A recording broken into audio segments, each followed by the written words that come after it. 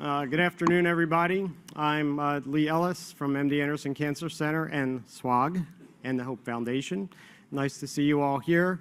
We'll start Plenary 1 in just a second. Could I have my slides, please?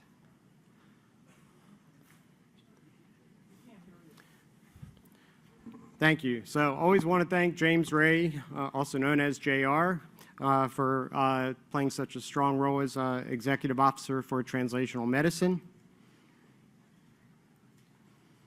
And these are our disclosures. We'll make sure it's up here for more than 1 millisecond.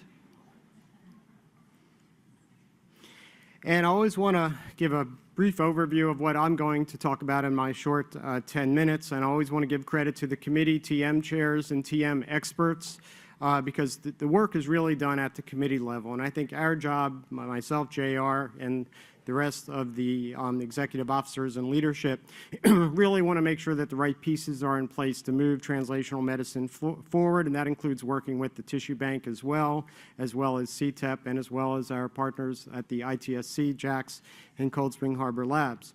I'm going to talk about these 4 topics: Navigator and the Core Correlative Sciences Committee, just a little bit about the next meeting, a little bit about the workshop, and then some upcoming funding opportunities from the Hope Foundation. And I always want to recognize the people who make it happen. We do need financial support in order to run clinical trials. That's a no-brainer. So we are grateful for the support of the NCI, the Hope Foundation, and our ITSC partners who contribute to the pilot programs and the workshops that we have. This next one coming up at Bar Harbor at the end of June. All right, this is important. Most of what I say isn't, but this is, so pay attention. Navigator is up.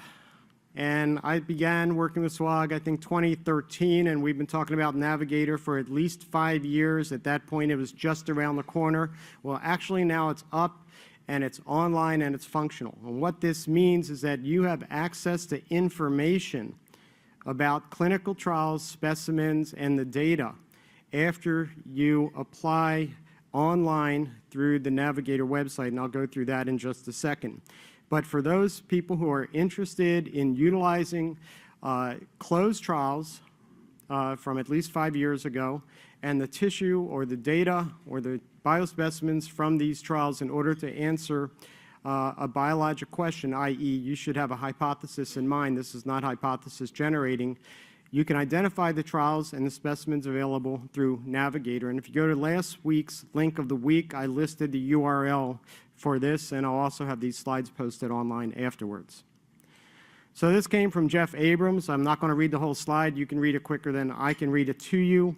What's critically important is that we do have an external or semi-external internal review committee which reviews all the proposals. Elise Cohn heads this with the supervision of Meg Mooney and Jeff Abrams at CTEP.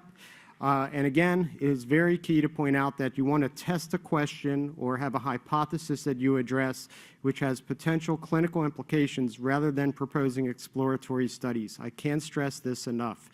The specimens from the NCI and the data are not meant to generate exploratory studies. They are to be used to test the hypothesis, true or false.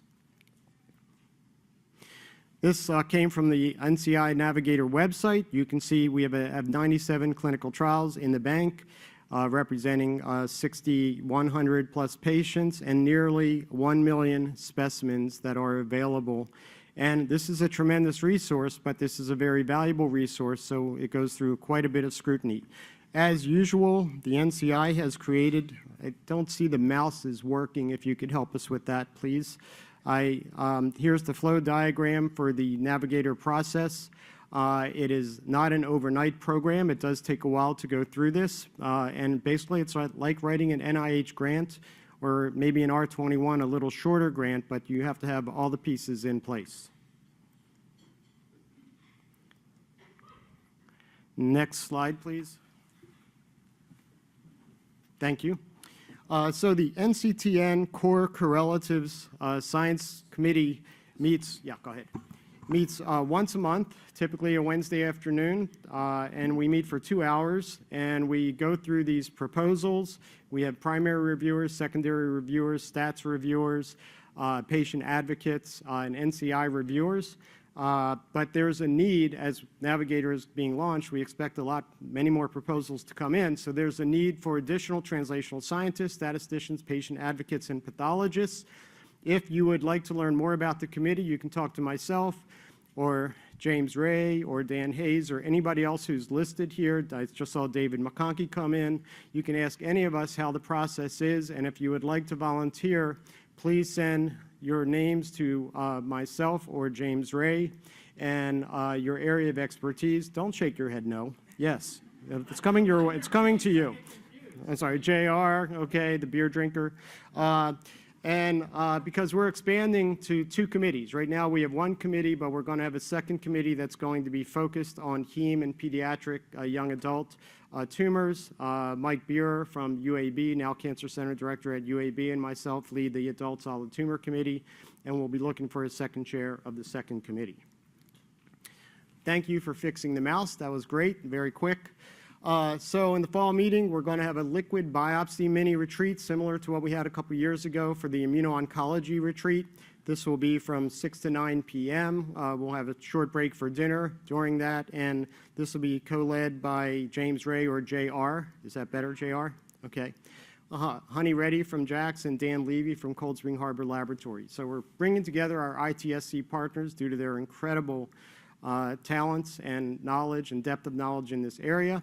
The Hope Foundation will support this. Again, our recognition of the Hope Foundation for always supporting these educational initiatives.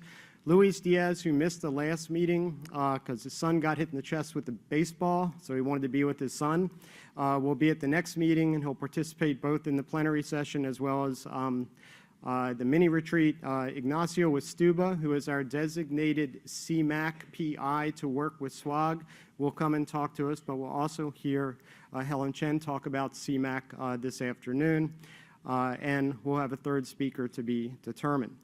ITSC workshop will be held this summer at JAX Laboratories in Bar Harbor, Maine. You can see the dates, and this is an outstanding workshop. I'll follow up on that with the name of our ITSC workshop participants for 2018. Now you'll notice that there are several institutes where we have strong leadership and people submit many names and write outstanding letters. So I would encourage any of the TM or committee chair leaders, if you want your young committee members to go to the ITSC workshop, please put the names forward after we send out the invitation to propose folks for this workshop. It's an incredible educational opportunity for these young investigators. And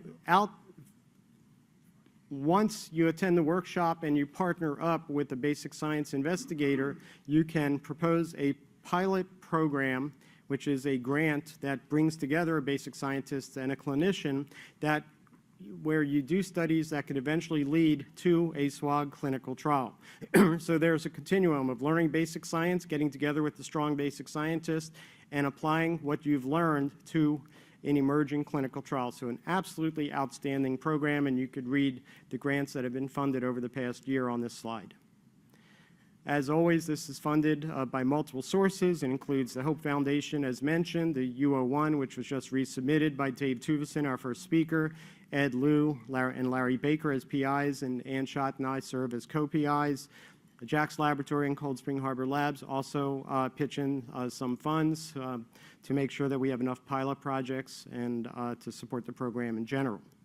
The Hope Foundation, as always, has some funding opportunities coming up. The grant writing workshop, which has been outstanding, has a deadline of May 1. The seed grants, a deadline a couple months later on July 1, and then the fall impact awards are due on September 1. Sorry this fell out of line. I make it on a Mac and it comes up on a PC, so I'm not that sloppy. But these are our speakers for today. We have Dave Tuvison from Cold Spring Harbor Labs, and I want to just take one moment to congratulate Dave and Ed Liu, who were both recently elected to the AACR board. Congratulations, David. Here you are, right up there. I was looking for you in the back row there. And that's why Ed Lewis not here right now. Marge Fody likes to have her people right there with her. So as soon as David's done, he's going to catch a taxi, head to the airport, and fly to Chicago to the AACR meeting. We'll then have Helen Chen talk to us about the CMAC program, which is critically important in this era of immuno-oncology. And then we will have Dan Hayes talk about his 125 years as TM chair for the Breast Committee. So with that, let me invite Dave Tuvison up to the podium.